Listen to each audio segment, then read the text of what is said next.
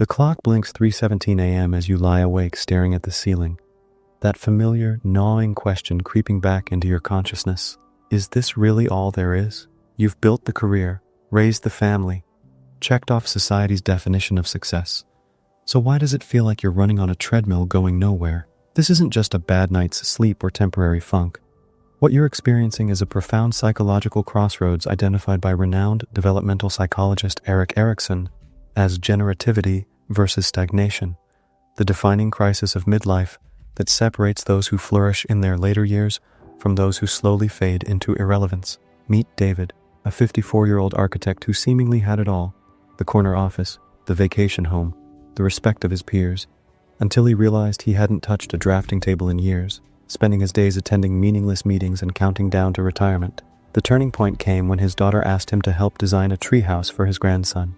That simple project reignited his creative spark and led him to volunteer designing community centers in underserved neighborhoods. What David experienced wasn't just renewed passion.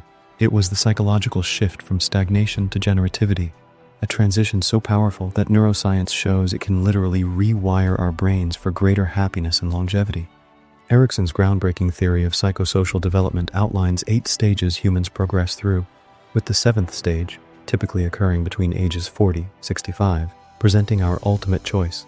Will we focus our energy on generativity, creating, nurturing, and contributing to future generations, or succumb to stagnation, that creeping sense of disconnection and purposelessness? Modern research reveals this isn't just philosophical musing. A landmark Harvard study tracking adults over 20 years found those who scored high in generativity measures had 46% lower mortality rates and reported significantly higher life satisfaction. Brain imaging studies show that acts of mentoring and creating light up the same dopamine reward pathways as falling in love, while longitudinal data demonstrates that generative adults maintain sharper cognitive function and are less likely to develop Alzheimer's. The science is clear. Generativity isn't just good for society, it's essential for our individual well-being and survival. Yet society pushes us in the opposite direction after 40, bombarding us with messages to take it easy and enjoy your golden years. Well-meaning but dangerous advice that accelerates psychological and physical decline. Consider Maria, a corporate lawyer who bought into this narrative, trading her challenging cases for early retirement in Florida, only to find herself depressed and directionless within 18 months. Her turnaround began when she started offering free legal clinics at the local library, not for money or prestige, but because seeing single mothers gain confidence in navigating the legal system gave her a sense of purpose no golf game ever could.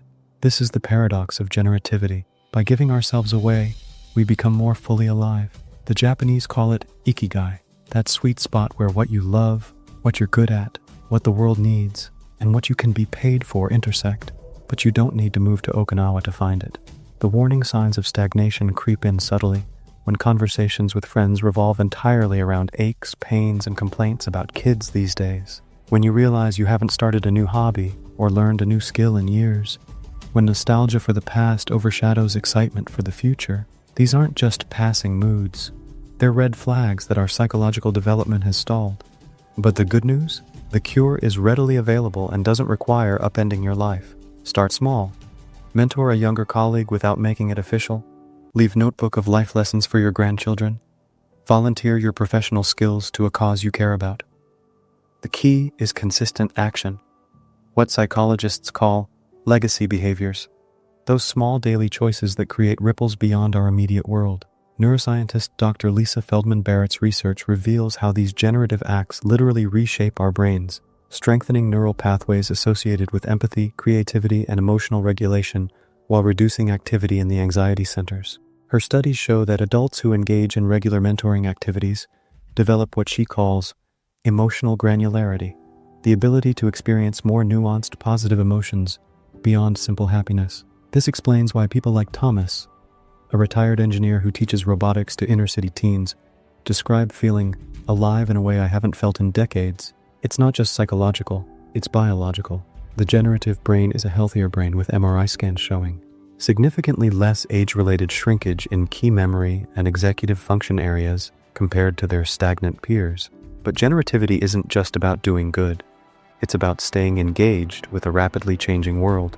Take 61-year-old Professor Angela, who made a rule that for every class she teaches, She takes one from a younger colleague on technology or pop culture. This practice of reverse mentoring keeps her connected to evolving trends while allowing her to share hard-won wisdom. A perfect example of what Erikson meant by generativity. The data shows that such intergenerational exchange benefits both parties. Millennials gain historical perspective, while boomers stay technologically fluent, creating what sociologists call cognitive cross-training that staves off mental decline. The journey from stagnation to generativity isn't without its pitfalls. Some fall into what psychologists call generativity burnout, overcommitting to causes until they're drained and resentful.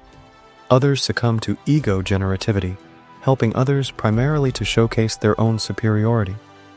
The healthiest approach is what Dr. Mark Schultz calls balanced generativity, giving enough to feel purposeful while maintaining healthy boundaries. His decades-long Harvard study found that adults who practiced this balance were not only happier, but had stronger relationships and better physical health markers, like lower blood pressure and inflammation levels. Your path to generativity might look completely different from David's architectural mentoring or Maria's legal clinics. Perhaps it's recording oral histories for your community, creating a scholarship at your alma mater, or simply being the person at work who nurtures new talent. The form matters less than the function. That intentional decision to invest in something beyond yourself. As you reflect on your own life in this moment, ask yourself, what knowledge have I accumulated that could lift someone else up? What problems can I help solve with my unique experience? What small act today could plant a tree whose shade I may never sit under? The most powerful discoveries in psychology reveal that our greatest fulfillment comes not from what we acquire, but from what we contribute. That in giving ourselves away, we become our best selves. This is the heart of Erikson's generativity. Not another item on your to-do list, but a fundamental reorientation of how you move through the world after 40. The data couldn't be clearer. Those who embrace this challenge live with more joy, better health, and deeper connections. Those who don't risk becoming spectators in their own stories.